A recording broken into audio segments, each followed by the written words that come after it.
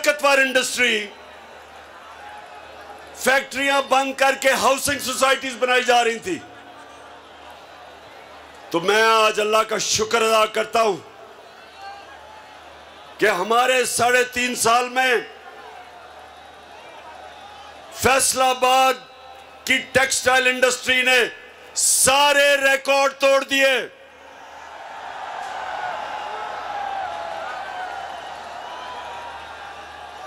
मुझे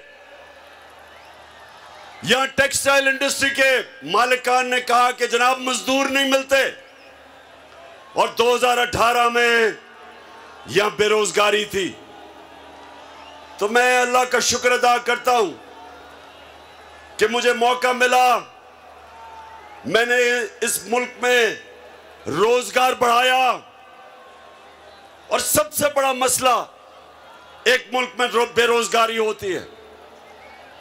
तो मुझे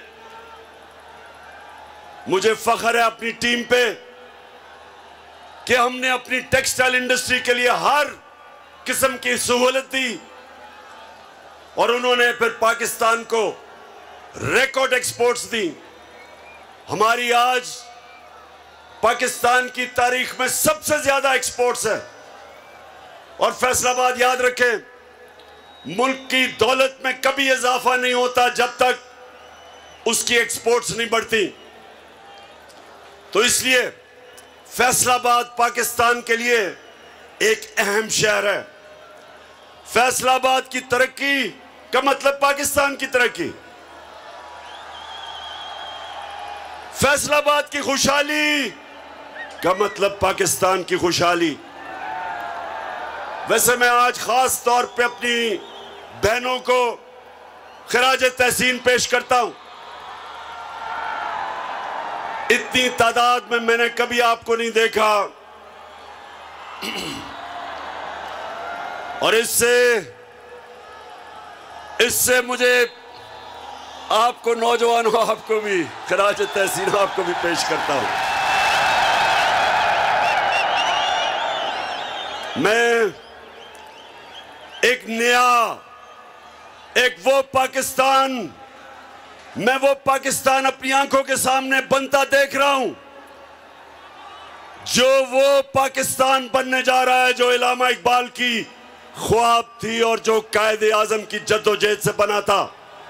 एक आजाद पाकिस्तान। हकीकी आजादी के लिए मैं देख रहा हूं कि मेरी कौम मेरे साथ निकल रही है, और मुझे खुशी यह है कि सिर्फ इसके नौजवान ही नहीं निकल रहे, बल्कि हमारे बुजुर्ग, हमारी ख्वातीन और हमारे बच्चे भी।